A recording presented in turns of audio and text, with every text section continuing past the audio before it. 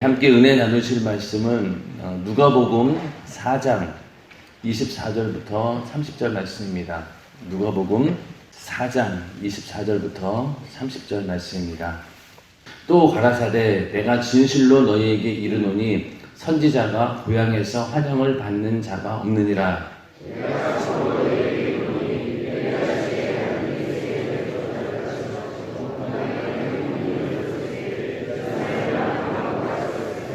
엘리야가 그중 한 사람에게도 보내심을 받지 않고 오직 시돈 땅에 있는 사렙다의 한 과부에게 뿐이었으며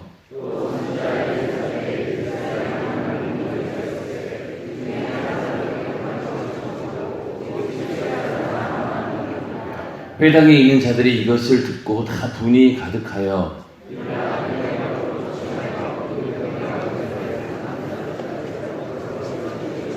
함께 읽겠습니다. 예수께서 저희 가운데로 지나서 가시니라. 아멘. 네, 저희가 누가복음을 계속해서 함께 은혜를 나누고 있는데 4장 16절에 어떤 내용이 나오냐면은 예수님께서 그분이 태어나신 나사렛에서 말씀을 전하는 그런 장면이 나옵니다.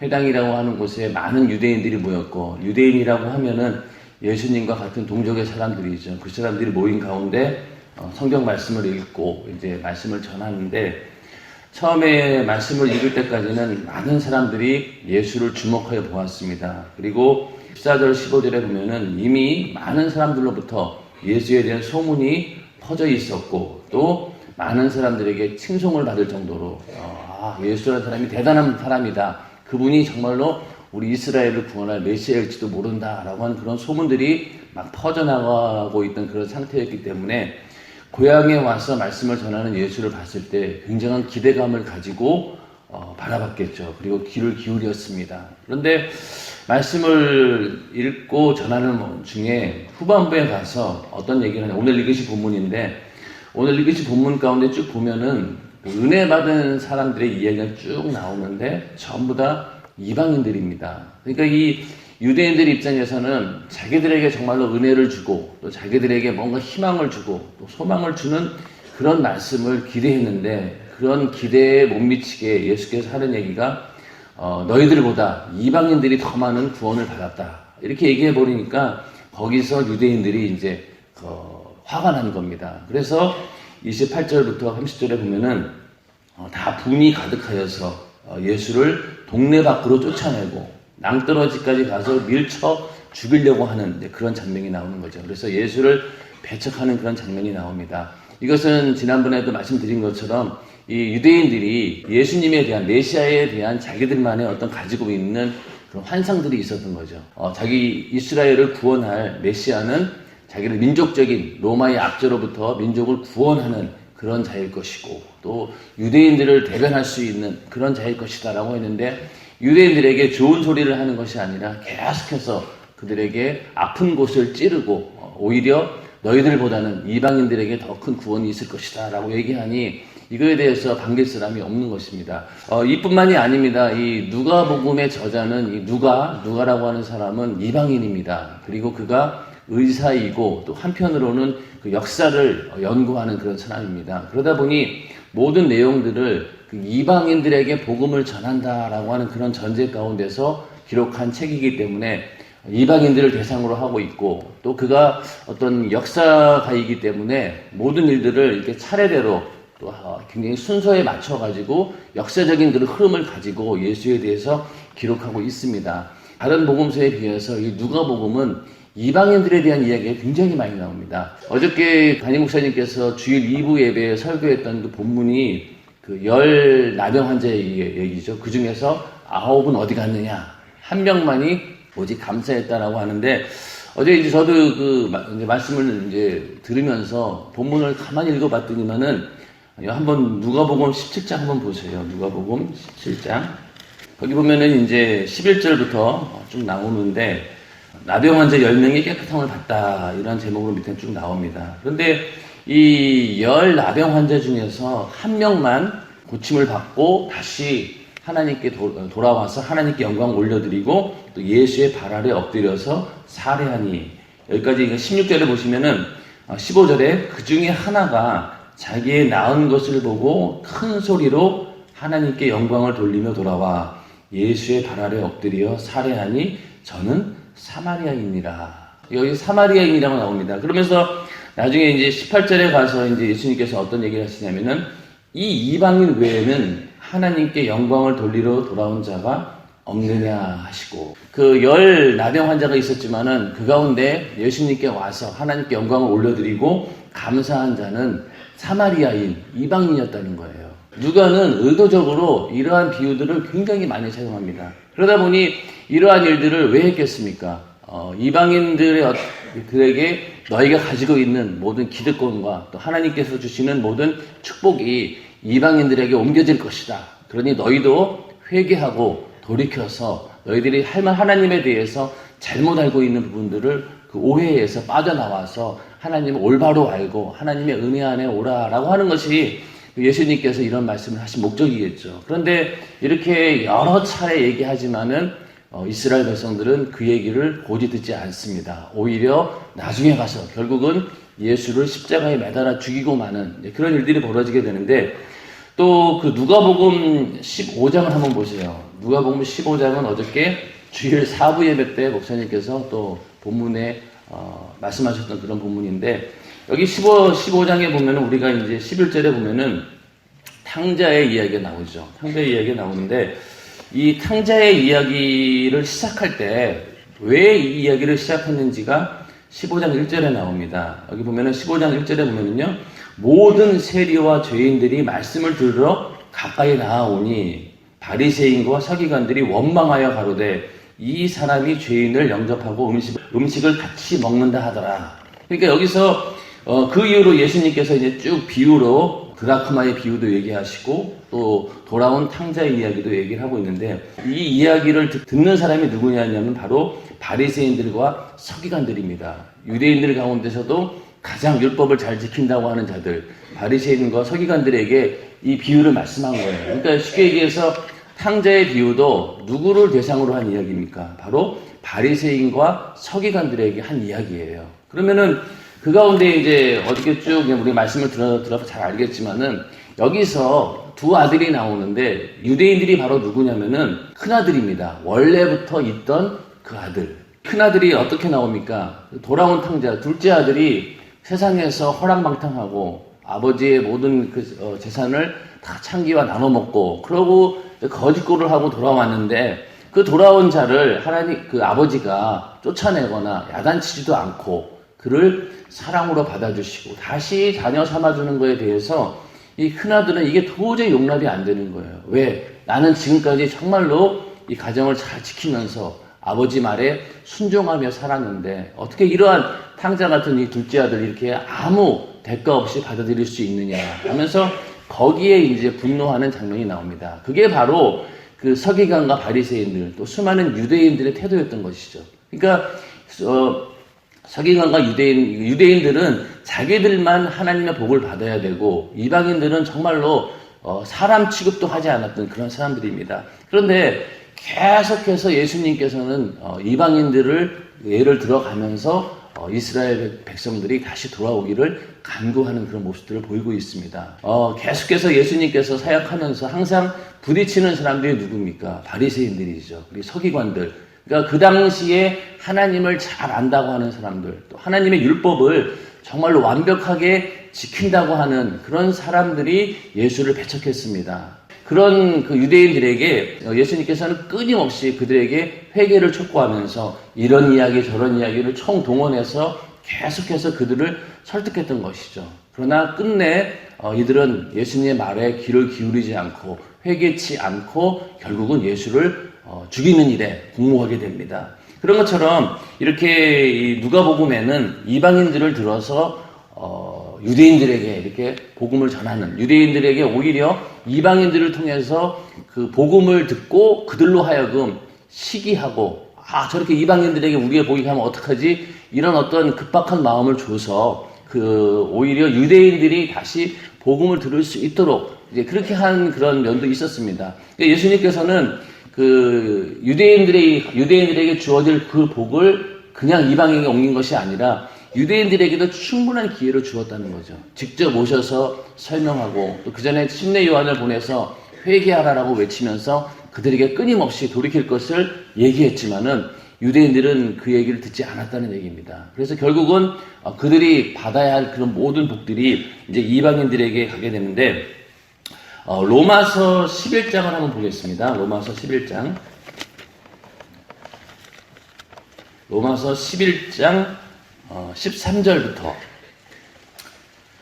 로마서 11장 13절을 보시면요.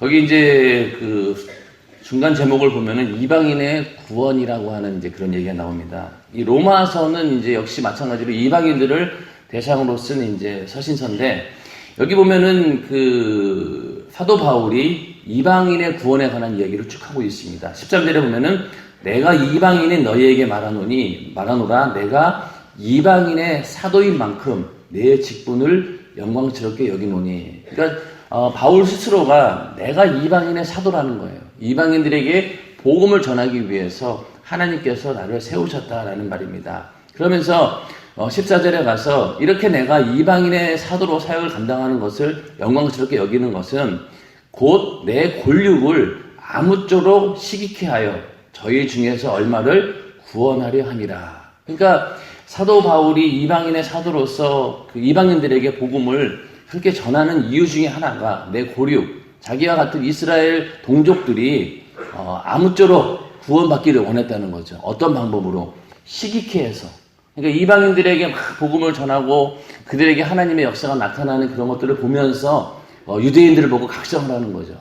하나님의 역사가, 하나님의 은혜가 유대인, 우리 민족으로부터 이방인에게 넘어가고 있구나. 큰일 났구나. 빨리 정신 차려야겠다. 이런 어떤 의도를 가지고 사도 바울은 이방인에게 복음을 전했다는 겁니다.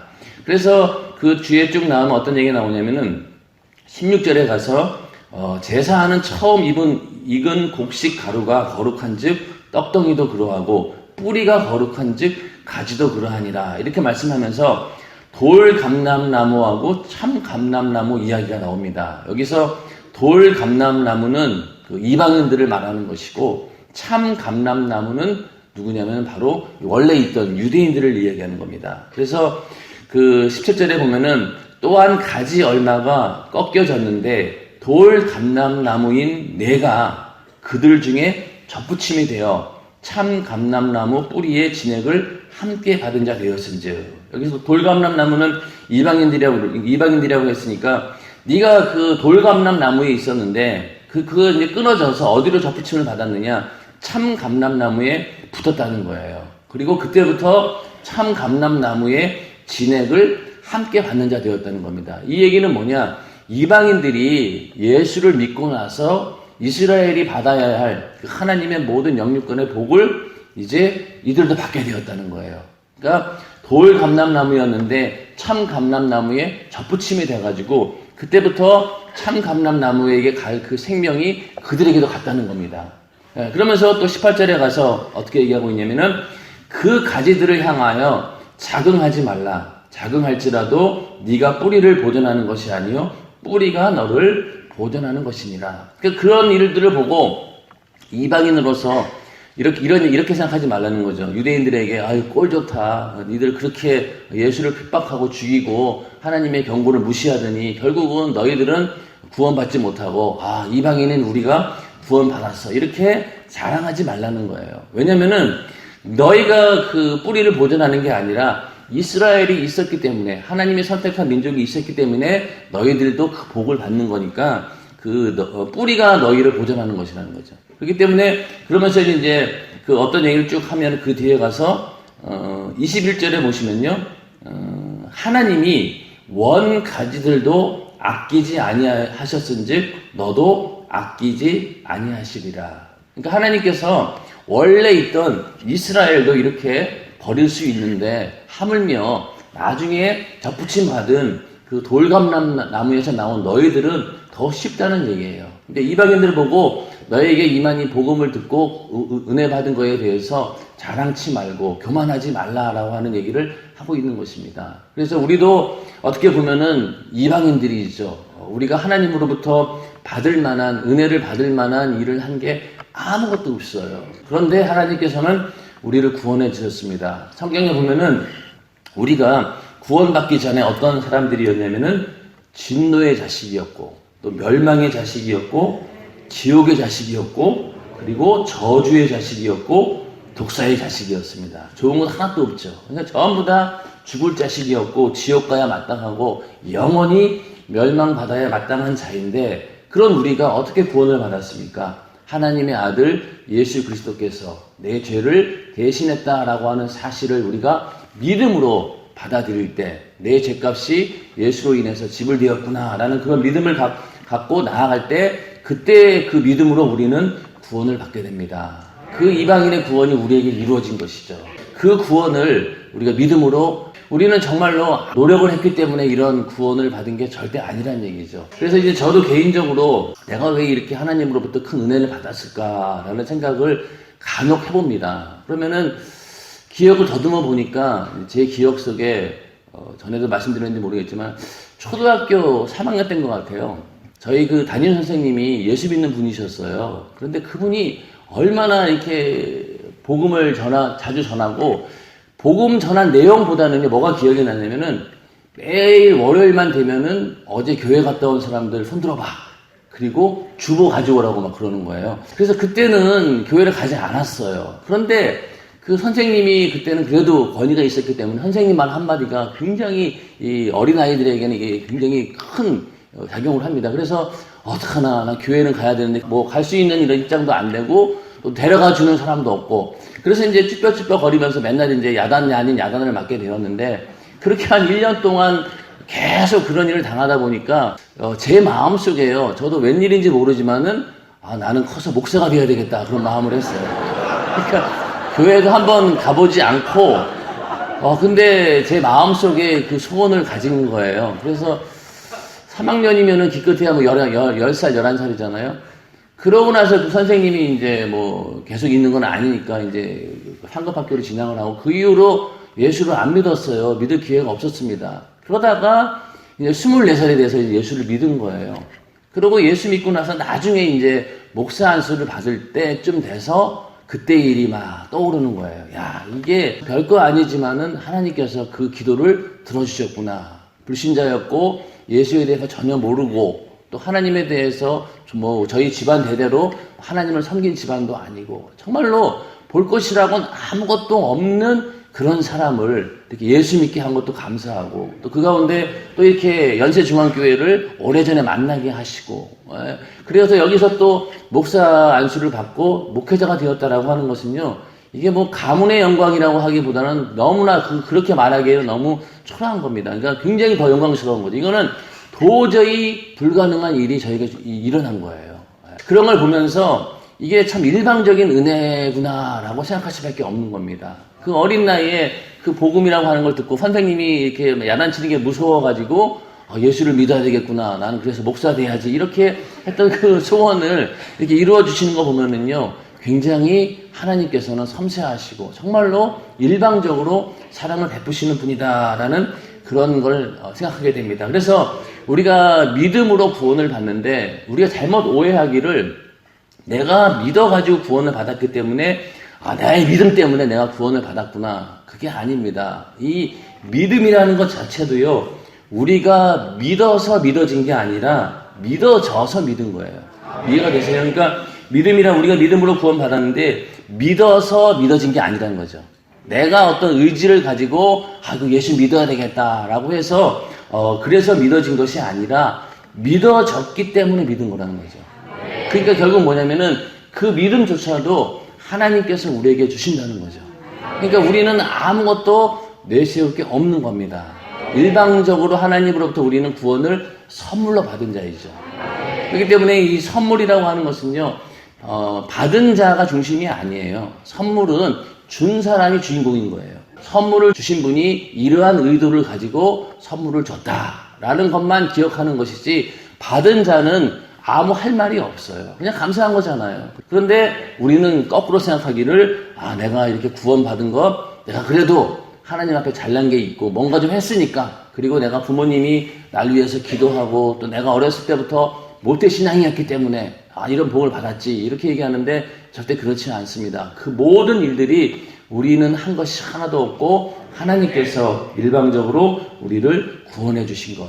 그것은 바로 원래 하나님께서 이스라엘을 선택하시고 그들에게 복을 주길 원했지만은 그들이 받아들이지 않자 그 복이 이방인들에게 가게 되었고 그 이방인의 그 축복이 오늘날 우리에게까지 온 것입니다. 이 복이 우리에게 있는 것이 너무나 감사하고 그 감사에 대한 우리가 매일 확증하는 것, 이것이 중요합니다. 우리가 굳이 감사절이라서 그런 감사하는 것이 아니라 매일매일 내가 받은 그 은혜와 사랑은 나의 행위와 상관이 없는 것이다.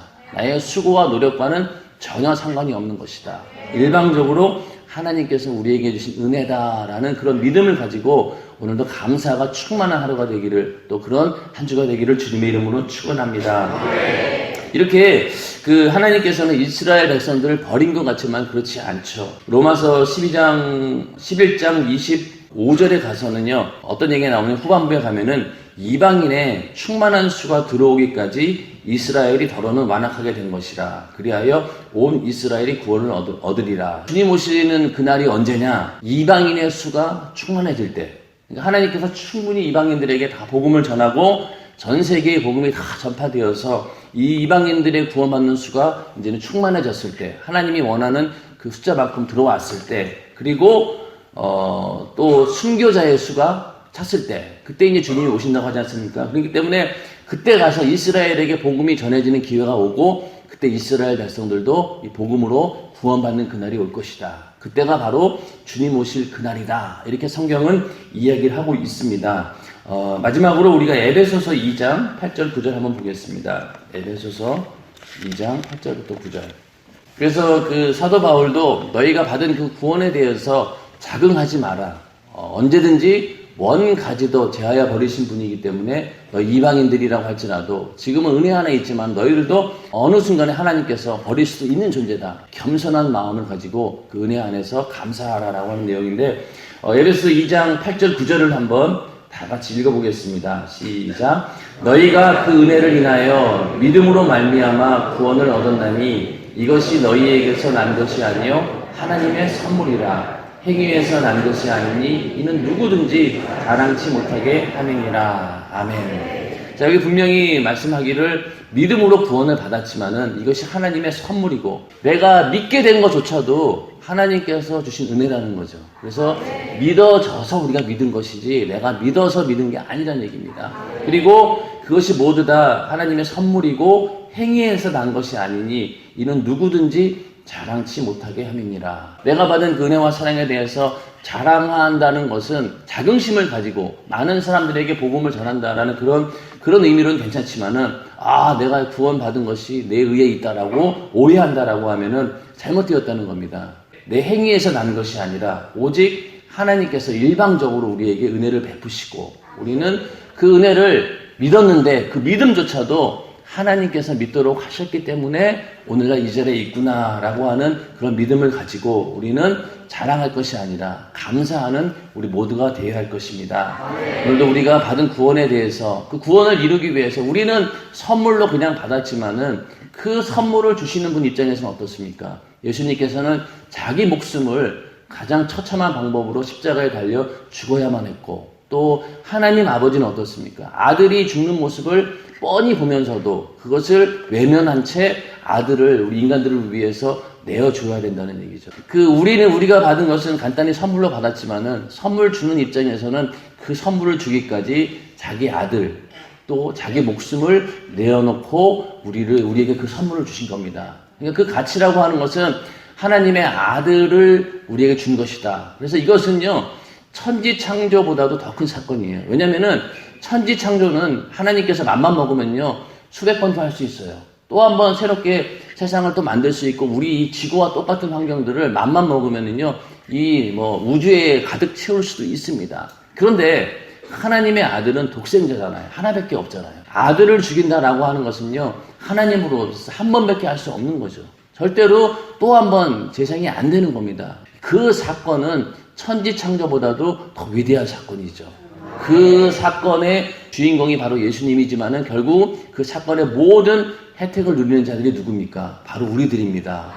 이방인이었고 하나님의 향해서 진노의 자식이었고 지옥과의 그런 자식들이 하나님의 그 은혜로 인해서 우리가 하나님의 자녀가 되었고 하나님을 아버지라고 부르면서 우리가 기도할 때마다 응답해 주시고 또 우리가 죄를 회개할 때마다 그 모든 죄를 그냥 완전히 없이 해주시는 그런 은혜 안에 우리가 있게 한 것, 이것이 다 하나님께서 우리에게 주신 일방적인 은혜입니다. 오늘도 우리가 그 은혜를 확인하고 그 은혜에 감사하는 한 날이 되시기를 주님의 이름으로 축원합니다. 그래서 오늘부터 매출 감사절 성회가 시작되는데 성회하는 목적이 무엇입니까? 바로 그 감사의 분량에 대해서 다시 한번 점검하고 확인하라는 것이죠. 그래서 내가 받은 그 은혜와 사랑이 이 정도구나 라는 것을 확증하고 최고의 절정의 그런 감사를 가지고 감사주의를 맞이하라 라는 그런 의도입니다.